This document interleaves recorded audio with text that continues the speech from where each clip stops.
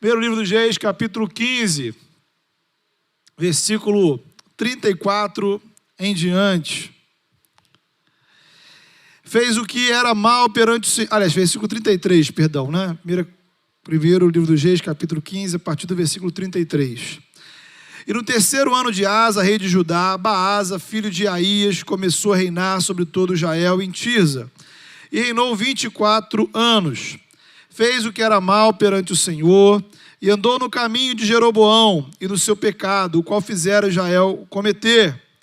Então veio a palavra do Senhor a Jeú, filho de Hanani, contra Baasa, dizendo: porque te levantei do pó, e te constituí príncipe sobre o meu povo de Israel, e tens andado no caminho de Jeroboão, e tens feito pecar a meu povo de Israel, irritando-me com os seus pecados.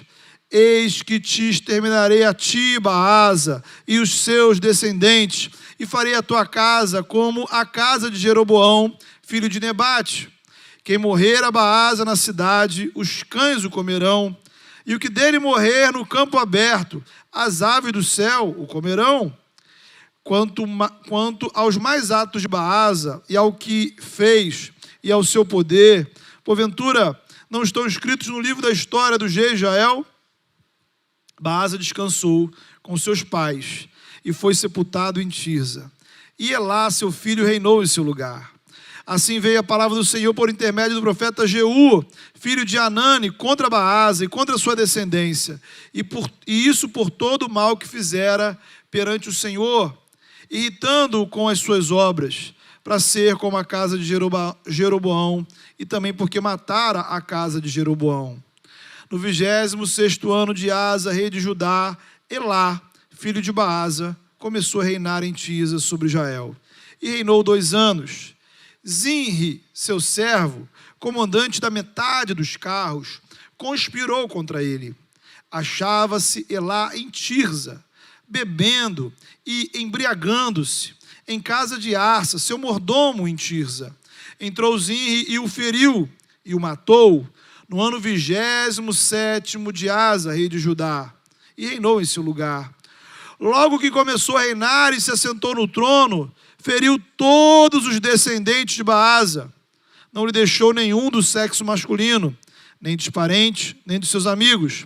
Assim, exterminou Zinri todos os descendentes de Baasa, segundo a palavra do Senhor, por intermédio do profeta Jeú contra Baasa, por todos os pecados de Baasa e os pecados de Elá, seu filho, que cometeram, e pelos que fizeram Israel cometer, irritando ao Senhor, Deus de Israel, com os seus ídolos. Quanto aos mais atos de Elá e a tudo quanto fez, porventura não estão escritos no livro da história dos reis de Israel? No ano 27º de Asa, rei de Judá, reinou Zinri 7 dias em Tirza. E o povo estava acampado contra Gibeton, que era dos filisteus. O povo que estava acampado ouviu dizer: Zinri conspirou contra o rei e o matou. Pelo que todo Israel, no mesmo dia, no arraial, constituiu rei sobre Israel a Onri, comandante do exército. Subiu Onri de Gibeton e todo Israel com ele e sitiaram Tirza. Vendo Zinri que a cidade era tomada, foi-se ao castelo da casa do rei e o queimou sobre si e morreu, por causa dos pecados que cometera, fazendo o que era mal perante o Senhor, andando no caminho de Jeroboão e no pecado que cometera, fazendo pecar a Israel. Quanto aos mais atos de Zinri e a conspiração que fez, porventura não estão escritos no livro da história dos reis de Israel? Então o povo de Israel se dividiu em 2 partidos. Metade do povo seguia Tibni, filho de Ginate, para o fazer rei, e a outra metade seguia a Onri. Mas o povo que seguia a Onri prevaleceu contra o que seguia a Tibni, filho de Ginate. Tibni morreu, passou a reinar Onri. No 31º ano de Asa, rei de Judá, Onri começou a reinar sobre Israel e reinou 12 anos.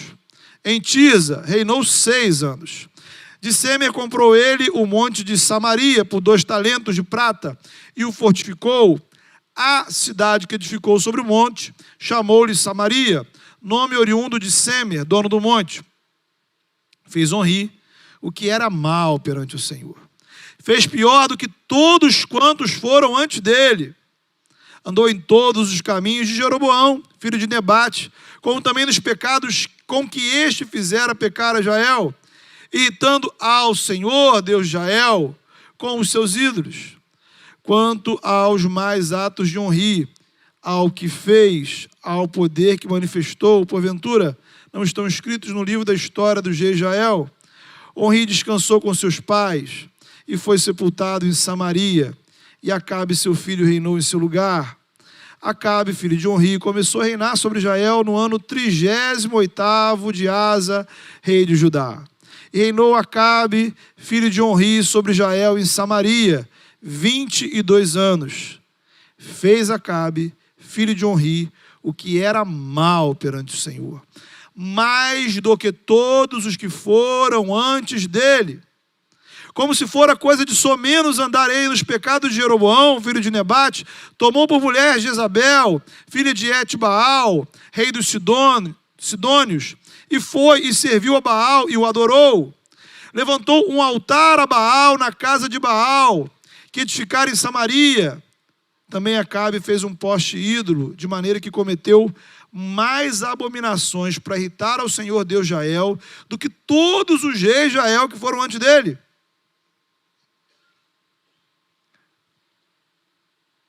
Vamos parar aqui.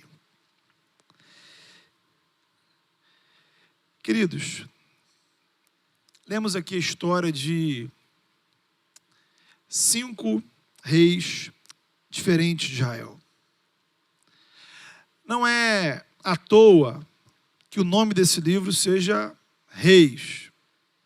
Essa passagem nos ajuda a perceber como a Bíblia trata da história política do povo de Israel. Temos aí 5 reis diferentes: Baasa, Elá, Zinri, Onri, Acabe. Para você entender melhor essa história, o povo de Israel foi constituído, ou era constituído, de 12 tribos. A descendência de Abraão, Isaque e Jacó. Essas 12 tribos se tornaram um povo como se fosse uma nação com 12 estados. O primeiro rei foi Saul, depois Davi, depois Salomão. Salomão não foi totalmente obediente ao Senhor, praticou a idolatria, cultuou deuses dos povos vizinhos. Isso trouxe juízo de Deus sobre Israel. E o juízo foi que aquelas 12 tribos se dividissem. Então aqueles que eram 12 estados se dividem agora em 2 nações diferentes. A nação de Judá, formada por 2 tribos na parte sul do território, onde ficava Jerusalém, e a nação de Israel, formada por 10 outras tribos, que ficava na parte norte do território. Capital veio a ser Samaria. Então, essa separação de Israel em 2 reinos, ela é narrada aqui no capítulo 12 do livro de Reis. O texto que lemos apresentou para a gente 5 reis do reino do norte. Antes desses 5 reis, houve apenas 2. Primeiro foi Jeroboão, que foi instrumento de Deus para condenar a idolatria praticada por Salomão. E ocorreu que Jeroboão cometeu idolatria pior do que Salomão. O filho de Jeroboão, primeiro rei, foi Nadab, segundo rei. E o mesmo padrão aconteceu. Pecou, fez pecar o povo. O terceiro rei foi Baasa. Lemos aí. Deus permite que Baasa assuma o trono para ser instrumento de juízo sobre a família de Jeroboão. Ele exerceu esse juízo, mas cometeu os mesmos pecados de Jeroboão, como está aí no versículo 15:34. Pecou e fez pecar. Então esse padrão, ele vai se repetindo. Baás, Elá, Zinri.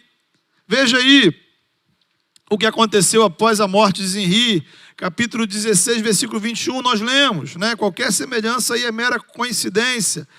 O povo ficou dividido entre dois partidos, entre dois candidatos a rei, mas não era entre Lula e Bolsonaro. A metade do povo apoiava Onri, a outra metade apoiava um cara chamado Tibni. O partido do Onri venceu e ele passou a reinar. E como é que foi o reinado dele? Está aí no versículo 25 e 26.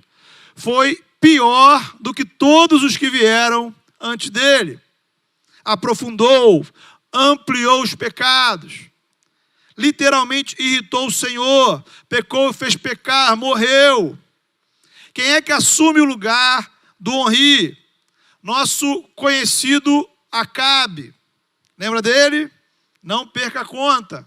Acabe foi o 7º rei das 10 tribos do norte. E por um acaso, a coisa melhorou com Acabe? Versículo 30. Ele fez pior do que todos os que vieram antes dele. Então, se houvesse ali um campeonato nacional de idolatria e pecado, os recordes assim não paravam de ser batidos, né? Sempre o que vinha depois, ele ultrapassava, batia o recorde e olha, eu pequei mais do que todos que vieram antes de mim. Recorde atrás de recorde. Bem, o que essa pequena amostra, queridos, da história dessa nação que era constituída das 10 tribos de Israel no norte? O que essa pequena história, ou essa pequena amostra da história, nos ensina sobre a tragédia espiritual daquela nação? Reis consecutivos que não serviram ao Senhor, rei após rei que deixou o Senhor de lado, que se esqueceram da palavra de Deus, multiplicaram práticas abomináveis. Note bem uma coisa: nós não estamos aqui falando de uma nação pagã, nós não estamos falando aqui de uma nação que não conhecia nada do Senhor, nós estamos falando de 10 tribos de Israel, ou seja, a maior parte do povo de Deus, aquele povo que foi liberto do Egito. Então está atualizando a nossa história, né? Seria gente que é filho de crente, que é neto de crente, que frequentou a igreja, que conhece a palavra. E esses 7 reis, os 7 primeiros reis, simplesmente ilustram a realidade daquela nação. Afinal de contas, tanto lá quanto cá, os políticos sempre são um reflexo da sociedade. Olhe isso. Se você acompanhar, continuar lendo o livro dos Reis, até o final da história, você vai concluir e perceber: não houve um único rei naquela nação que recebeu uma avaliação positiva. Um único rei que dissesse assim: olha, esse serviu ao Senhor, esse fez diferente dos anteriores, esse obedeceu ao Senhor. Todos os governantes continuaram no mesmo padrão espiritual do primeiro rei, que era Jeroboão. Por isso sempre o texto vai dizendo, continuou nos pecados de Jeroboão, nos pecados de Jeroboão, nos pecados de Jeroboão, que foi o primeiro rei. Segundo livro dos Reis, no capítulo 17, essa nação ela é invadida. Há uma guerra. Os assírios invadem e destroem. E essa nação deixa de existir, acaba, não existe mais. As pessoas são levadas para outros lugares. E ali uma avaliação, uma constatação, uma conclusão. Por que esta tragédia aconteceu com aquele povo, com aquele território? Diz lá: tal sucedeu porque os filhos de Israel pecaram contra o Senhor seu Deus, que os tirara da terra do Egito, e seguiram outros deuses. E aí vem uma lista interminável de pecados. Eu sei que talvez você possa achar essa parte histórica um pouco chata, né? Nem todo mundo se interessa muito por história. Mas o ponto aqui é a gente poder fazer um contexto bíblico adequado para a gente analisar a nossa situação enquanto povo de Deus diante das discussões políticas do nosso tempo. Estamos aí nos aproximando das famigeradas eleições. Faltam menos de 2 meses. E você vai votar em 5 candidatos. Deputado estadual, deputado federal, senador, governador, presidente. E como nós sabemos, há alguns anos, a gente passou a se preocupar apenas com um cargo. Mais especificamente, o mundo, a vida, o planeta Terra, as estrelas giram entre 2 candidatos. E, de repente, algo inédito aconteceu, pelo menos para mim, na minha caminhada como cristão, desde criança. A política, ela se tornou o assunto mais importante do cristianismo. Não é que antes não se falava, sempre foi um assunto, obviamente, mas agora se tornou o assunto principal. De repente, todas as doutrinas da igreja se tornaram secundárias. Então, Jesus, Evangelho, salvação, Bíblia, para que isso? Mais importante do que a gente ficar promovendo Jesus é a gente promover o meu candidato. Mais relevante do que a gente combater o pecado e a ação maligna no mundo é a gente combater os adversários políticos. E aí, como você sabe bem, muito mais do que na teologia e na doutrina, os cristãos se dividiram. Agora a discussão não é entre calvinistas e arminianos, é outra coisa. E eles se tornaram agressivos e passamos a nos acusar uns aos outros. E as redes sociais viraram um palco de uma batalha sangrenta. As brigas não eram, veja você, sobre quem orava mais, quem jejuava mais, quem lia mais a Bíblia. Política, candidatos, partidos, ideologias. A coisa foi tão séria que o diabo teve que fazer um puxadinho no inferno. Porque antes só ia para lá quem não acreditava em Jesus. Agora, quem vota diferente de mim perde a salvação. Se tornou um pecado que Jesus não consegue perdoar. Há lugar na igreja para todos os pecadores, menos para esses, claro.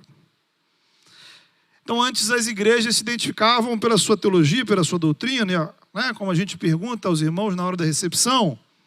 Você recebe, você acolhe, você se compromete com as doutrinas da igreja. Agora as igrejas são identificadas pelo candidato que apoiam. O compromisso político se tornou mais importante que o compromisso com o Evangelho. E o que isso tem a ver, queridos, com a situação do povo de Israel que a gente acabou de ler aqui? A gente tem aqui um texto, palavra de Deus, quase uma página da Bíblia inteira. Por que isso está aqui? Veja bem, lá no Antigo Testamento, o povo de Deus vivia o que é chamado de teocracia. Eles eram uma nação baseada nas leis de Deus. Portanto, a identidade do povo de Deus se misturava com a identidade da nação. Veja, note bem, isso é muito importante. O rei não era um representante do povo. O rei era um representante de Deus. Ele era ungido pelo Senhor e julgado pela palavra de Deus. Porém, por conta de toda essa infidelidade, o juízo de Deus veio e o povo perde a sua autonomia política. Bem, como já falamos aqui outras vezes, os livros de Reis e Crônicas são escritos quando o povo foi levado para a Babilônia, cativo. Eles não eram mais uma nação com seu próprio rei. Todavia, não deixaram de ser povo de Deus. Eles deixaram de ser uma comunidade política, deixaram de ser um Estado para ser uma comunidade espiritual, igreja. E aí, é nesse sentido que Deus envia o seu Filho. A missão de Jesus foi iniciar um novo Israel. Exatamente por isso ele, a partir do velho Israel, escolhe 12 apóstolos. Relembrando as 12 tribos. E eles são agora enviados, não apenas para as fronteiras geográficas do antigo Israel, mas são enviados a todas as nações, a fim de formar um novo povo, que não é baseado em nacionalidade, etnia, geografia, mas é composto de pessoas de todos os povos, línguas e nações. A partir de então, todo homem e mulher que reconhece Jesus como seu Senhor e Salvador se torna a geração eleita, nação santa, sacerdócio real, povo de propriedade exclusiva de Deus. E esse Jesus é exaltado por Deus como rei. Sim, nós temos um rei, e ele tem toda a autoridade no céu e na terra. O nosso rei não reina em palácios. Nosso rei está junto ao trono de Deus. Nós cremos que o rei chegou, e o nome dele é Jesus de Nazaré. Ele é o rei dos reis, rei acima dos reis, Senhor acima dos senhores. Se tornar cristão é passar a fazer parte do reino de Deus, do corpo de Cristo. O que o Evangelho oferece para você?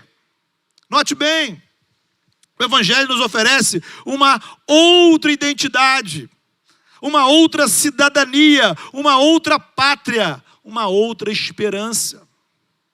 Não importa a minha nacionalidade, a despeito de onde nascemos, de onde vivemos. Nesse mundo você sempre será peregrino e forasteiro, porque a nossa pátria é a Nova Jerusalém. A nossa esperança são novos céus e nova terra. A história da igreja mostra para a gente de maneira muito clara, nesses 2000 anos de cristianismo, que toda vez que a igreja se esqueceu do céu, ela se iludiu com as riquezas da terra. E muitas vezes a igreja se tornou rica, poderosa, politicamente influente, mas pobre do Evangelho, vazia da presença de Deus. Como diz Paulo, se a nossa esperança em Cristo se limita apenas a esta vida, se limita apenas a este mundo, nós somos os mais infelizes, os mais miseráveis de todos os homens. Vote bem. Se a nossa esperança em Cristo, ele não está falando de gente que não acredita em Jesus, mas gente que acredita em Jesus. Então, se a sua esperança em Cristo for apenas para as coisas desse mundo,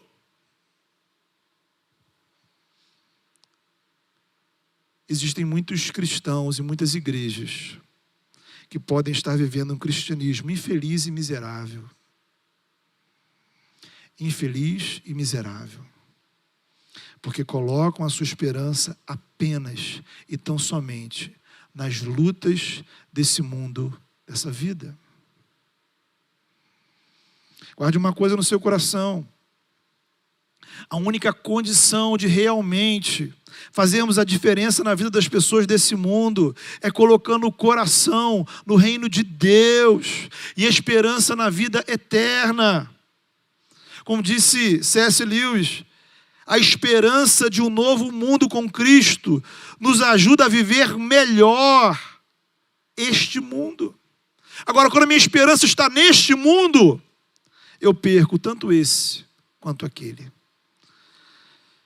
Se o nosso coração se domina pelas lutas, poder, esperanças dessa realidade, a verdade é que nós não temos esperança alguma para oferecer às pessoas. O Evangelho, queridos, não está aqui para oferecer candidatos, partidos, governos. O Evangelho é poder de Deus para a salvação de todo aquele que crê. O Evangelho é poder de Deus, que nos faz nascer de novo e nos torna filhos de Deus. O Evangelho é o poder de Deus, que resgata pessoas das trevas e traz para a maravilhosa luz de Jesus. O Evangelho é poder de Deus, que nos faz sair da morte para a vida e nos sela com o Santo Espírito da promessa. Este é o Evangelho que nós temos a oferecer.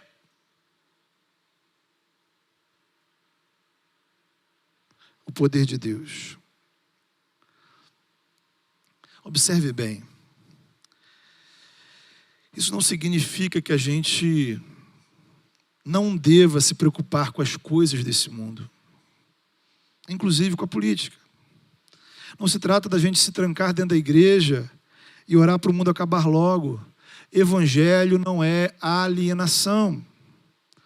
Primeiro, porque se o Evangelho é o poder de Deus para transformar, capaz de transformar a minha vida, nós somos usados por Deus para impactar a vida de outras pessoas, inclusive a sociedade. Está, inclusive, no DNA da nossa igreja, como cristãos e igreja, contribuir para a transformação da nossa cidade. Afinal, Jesus nos chamou a sermos sal e luz da terra, realizar boas obras, amar o próximo, ter fome e sede de justiça, buscar a paz do lugar onde Ele nos colocou.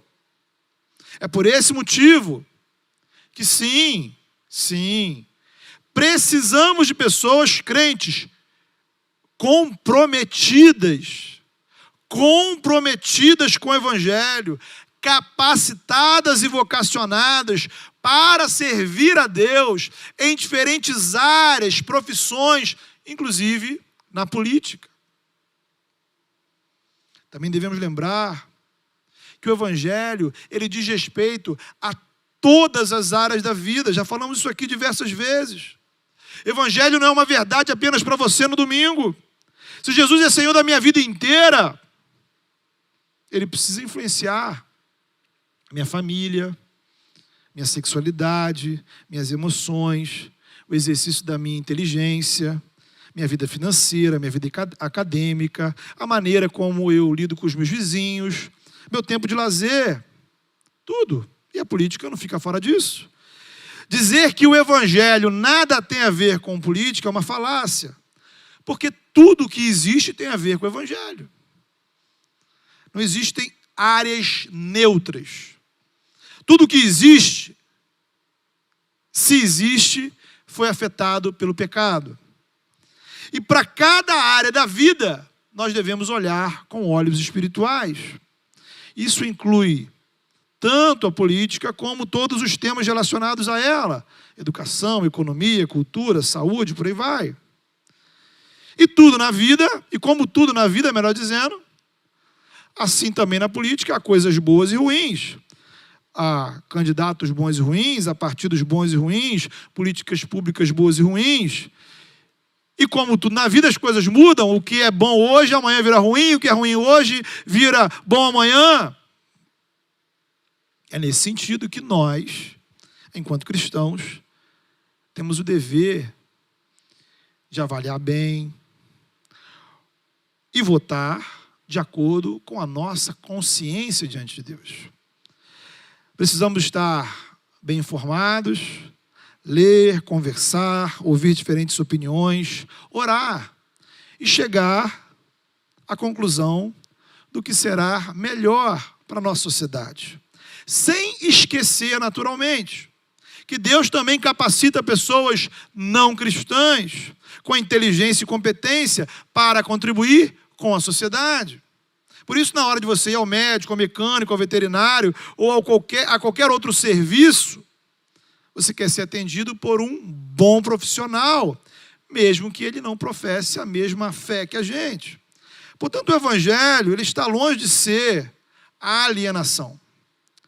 A fé deve influenciar a nossa avaliação, o nosso posicionamento, a nossa participação política, assim como todas as áreas da vida. O X da questão, queridos, o X da questão que eu queria chamar a sua atenção e que você levasse para casa esta lição, uma única lição. mas que é muito importante. Entre vários assuntos importantes, existe um que é mais importante. Entre vários assuntos importantes, existe um único que é mais importante. Um só. E quem define isto não é governo, congresso, judiciário, mídia, especialista. Quem define esta prioridade é a palavra de Deus. Jesus nos ensina a buscar em primeiro lugar o reino de Deus. Primeiro lugar. Jesus nos ensina a orar. Ele dá lá aos discípulos um modelo de oração. E como é que funciona essa oração? Você sabe? Pai nosso que estás nos céus, santificado seja o teu nome. Venha o teu reino. Seja feita a tua vontade. Assim na terra como nos céus. Jesus nos ensinou a orar, colocando as prioridades do reino acima das nossas prioridades.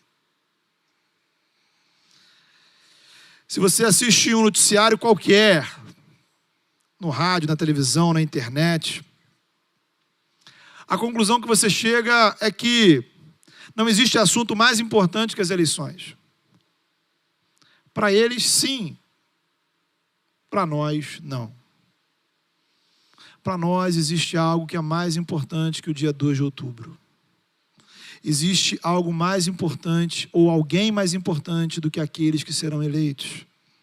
Porque existe um reino acima de todos os reinos, um rei acima de todos os reis, o nome que está acima de todos os nomes. Jesus.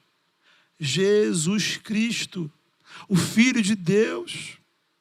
O papel da igreja é justamente nos lembrar que entre as coisas mais importantes existe aquilo que vem em primeiro lugar. Porque estamos aqui para celebrar um nome, este nome. E não podemos deixar que nenhum outro assunto, por mais importante e interessante que seja, roube a centralidade do Evangelho em nosso coração. Como o pastor Felipe já nos lembrou algumas vezes, toda hora tem um ídolo diferente tentando tomar conta do nosso coração. Pode ser o tempo, dinheiro, família, sucesso. E às vezes são as coisas da política. A pergunta é: quais são as motivações, as preocupações, os assuntos que têm dominado a sua mente e o seu coração? Seria o reino de Deus? Seria a vontade de Deus? Seria a sua comunhão com Deus? Seria a sua vida segundo a vontade do Senhor? Eu gostaria, querido, de fechar fazendo duas observações finais. Uma sobre a igreja e outra sobre a sua vida. Que lição nós tiramos disso para a igreja? Enquanto igreja, nós precisamos manter um distanciamento profético da política e dos governos. Porque a igreja, ela não é aliada de nenhum partido ou candidato. A igreja, ela tem dono. E o nome dele é Jesus. A igreja é bem casada. E ela deve ser fiel ao seu esposo. Somos uma comunidade profética e a nossa missão enquanto igreja é orar e pregar. De modo que não importa quem seja, precisamos orar, interceder pelo prefeito, pelo governador, pelo presidente, pelos vereadores, pelos deputados, pelos senadores, por todas as autoridades, quer tenhamos votado neles ou não. Porque a nossa oração é que eles façam um bom governo. Simpatize você com eles ou não. E o nosso desejo, a nossa fé, a nossa convicção é que Deus, esse Deus, Ele é poderoso para agir, inclusive, na vida dos políticos. E acredite se quiser, Deus pode agir até naquele político que você não vai votar. Não há limites para o poder de Deus. Então a primeira missão da igreja é orar. Nossa segunda missão é pregar. Pregar o quê? O Evangelho. Apenas e tão somente o Evangelho revelado na Escritura. Não importa a quem isso vai agradar ou desagradar. Não importa as consequências que iremos enfrentar. Eu particularmente, irmãos, estou bem ciente das minhas responsabilidades enquanto pastor. E elas não ultrapassam 1 centímetro sequer da palavra de Deus. É o compromisso que nós temos como igreja, que a gente continuará tendo enquanto Deus me dê a graça de aqui estiver como pastor. Outra observação, então, é sobre a sua quem você é nessa confusão toda. O texto que lemos nos mostra a avaliação que foi feita em relação aos diferentes reis de Israel. Preste atenção no detalhe. Não há uma única linha sequer dizendo como é que esses reis lidaram com a economia, com a educação, com a segurança.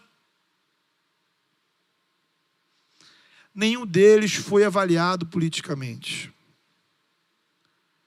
No entanto, todos foram avaliados a respeito da sua adoração. Quem eles estavam adorando? Quem eles estavam cultuando? O juízo do Senhor veio sobre aquelas tribos, a ponto de elas deixaram de existir como nação. E qual foi a causa desse juízo? Será que eles votaram um candidato errado? Será que eles apoiaram um governo errado? Será que eles fizeram campanha para um partido errado? Será que eles defenderam uma política errada? O juízo de Deus veio sobre eles, porque eles deixaram de adorar exclusivamente o Deus de Israel, o seu Deus, e passaram a adorar outros deuses.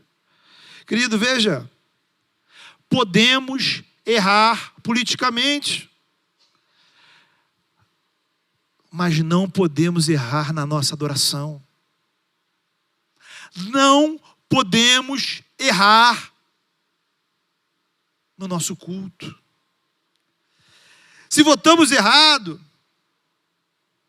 podemos eleger alguém ruim? Podemos. Isso pode nos trazer problemas? Pode. Se você deixar de ter Jesus como sendo a sua vida, se você errar na sua adoração, você vai perder a sua comunhão com Deus.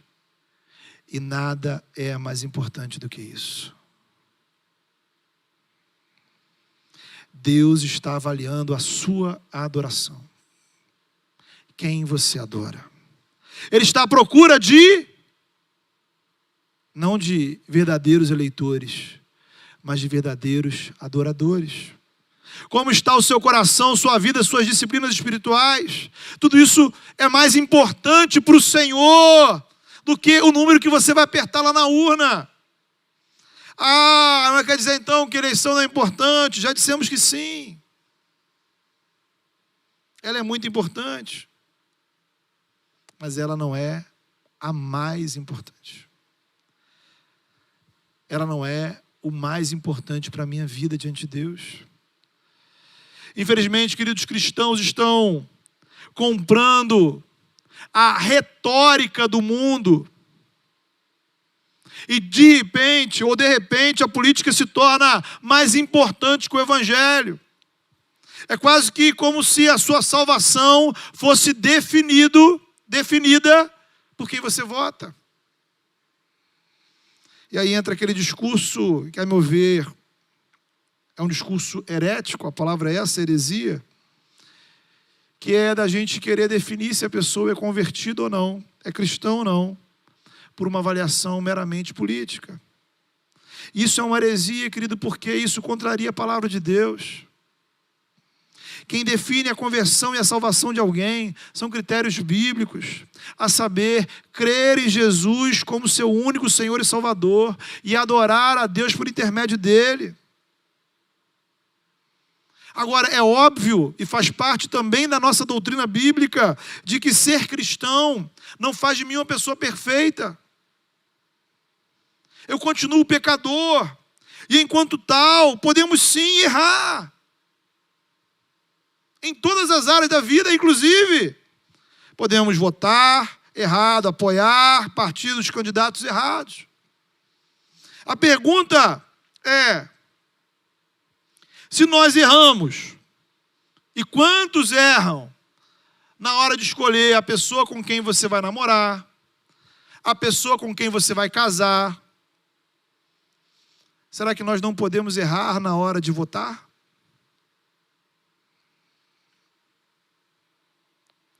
É como se pudéssemos errar em todas as áreas da vida, menos nessa.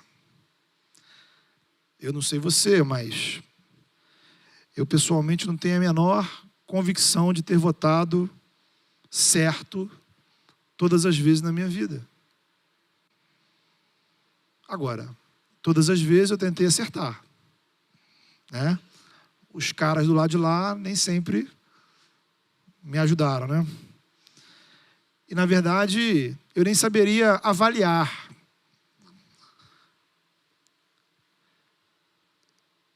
o quanto do certo e do errado eu votei. Pode ser uma ignorância minha, mas é como eu me sinto. Onde eu quero chegar? Não há como a gente usar a preferência política de alguém como único critério para avaliar a vida espiritual de quem quer que seja. Podemos sim discordar da opção política do outro. Podemos discordar, é direito nosso. Podemos conversar sobre isso, discutir sobre isso. Do seu ponto de vista cristão, é legítimo que você entenda que o candidato X seja bom, o candidato Y seja ruim e vice-versa. É um direito nosso fazer essa análise, é um dever nosso fazer essa análise. Agora, a Bíblia não me dá direito de julgar espiritualmente alguém apenas pelo voto. E se for errado, né? Ou melhor, se votar errado, no seu ponto de vista, seja um pecado, então você entende que tem um certo, tem um errado, e se a pessoa vota errado, ela pecou. Vamos pensar assim. Sermos igreja significa acolhermos pecadores, não ofendê-los. Evangelho significa que os meus pecados são todos perdoados em Jesus. A igreja é o hospital de doentes em tratamento. Pecadores em santificação, e as doenças, irmãos, são várias. Os pecados, eles são diversos. Eu concluo trazendo um testemunho pessoal. Eu completo em janeiro 17 anos de ministério pastoral, sendo 10 anos aqui na Igreja das Águas. Se você é membro aqui da nossa igreja, é certo que em algum momento eu já orei por você, e pelo menos com muitos eu já orei com você. No caso de alguns, eu orei e eu chorei. Orei e chorei por pessoas que lutavam por seus casamentos. Orei e chorei por jovens que lutavam por sua vida espiritual. Orei e chorei pela frieza que tomou conta do coração de alguns. E também chorei de alegria por conversões, por milagres, por testemunhos, por pessoas que chegaram. Mas nenhuma dessas orações, nenhuma dessas lágrimas teve a ver com política. E é esse o compromisso que eu assumo com você. Continuar orando por você, com você, e eventualmente chorando por você e com você. Para que o Evangelho queime, arda no seu coração. Para que você tenha uma vida de adoração aos pés do Senhor. para que estar na presença do Senhor, cultuando o nome dEle, seja algo que faça você vibrar. Para que o Evangelho preencha a sua vida de uma maneira tão calorosa que você possa falar de Jesus para outras pessoas. Para que você cresça espiritualmente, assumindo compromissos com disciplinas espirituais. Para que você abandone pecados. Para que você abençoe sua família e seus amigos. Para que você se envolva e sirva na igreja. Por tudo isso nós vamos orar. Esse, querido, é o compromisso pastoral que eu posso assumir com você. Viver na igreja a prioridade do Evangelho. Eu não sei quem vai ser eleito nas diversas esferas do nosso país. Mas se for suficiente para você esses compromissos, nós seguiremos juntos, antes e depois do dia 2 de outubro. E a pergunta que eu preciso que você responda é: quem você está adorando? E o que é o centro do seu coração? Vamos orar por isso? Feche seus olhos.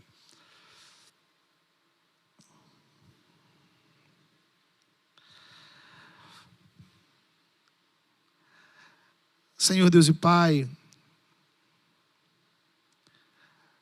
somos teus filhos, ó Pai, alcançados pela tua graça, e isso não é mérito nosso.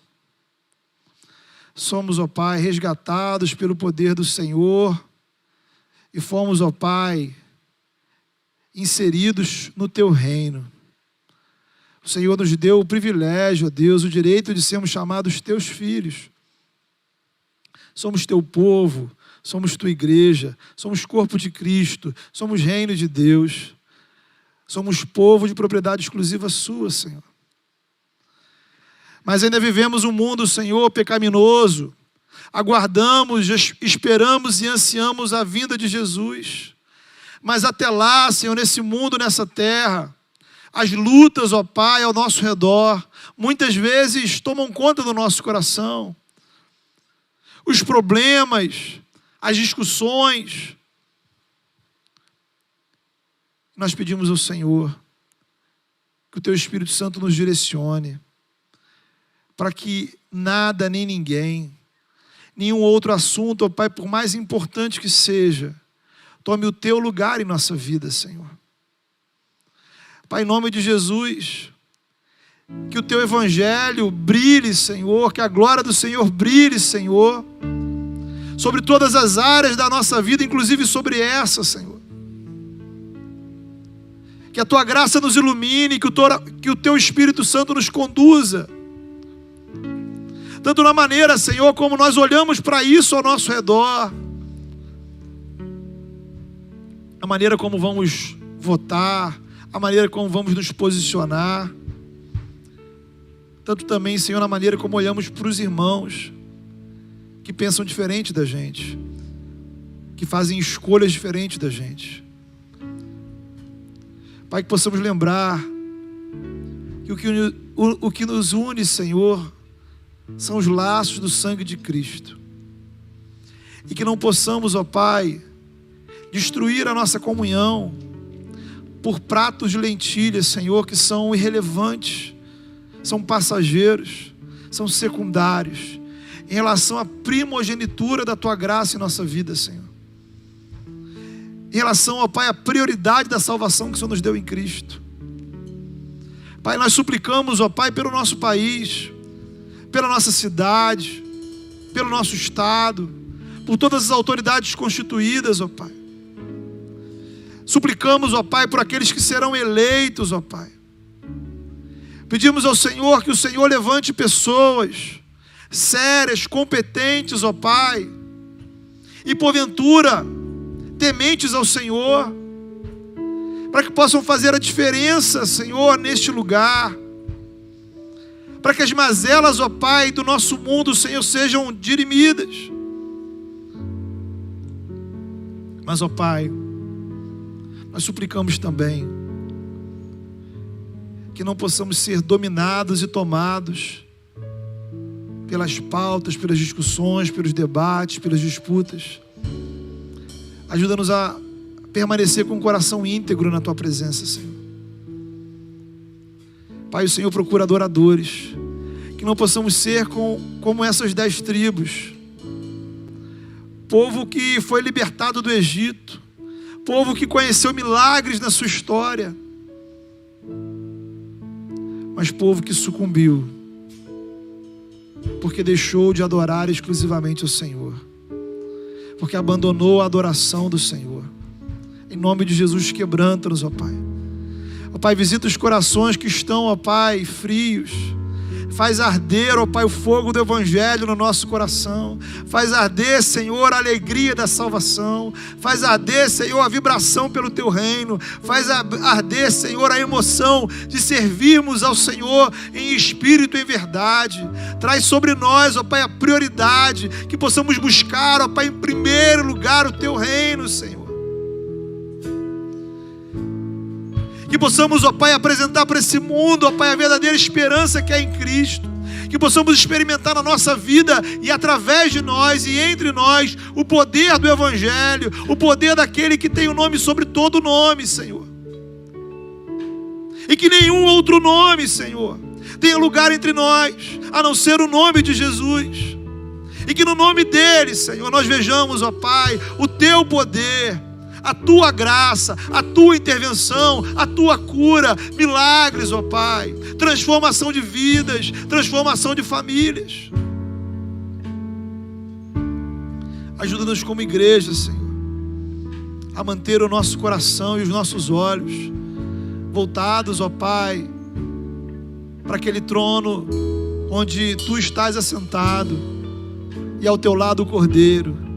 E a nossa esperança, Senhor, dos novos céus, na nova terra, na nova Jerusalém que desce do céu, na pátria celestial. Em nome de Jesus, ó Pai, faz assim entre nós, para a glória do Teu nome, no poder do Espírito oramos. Amém.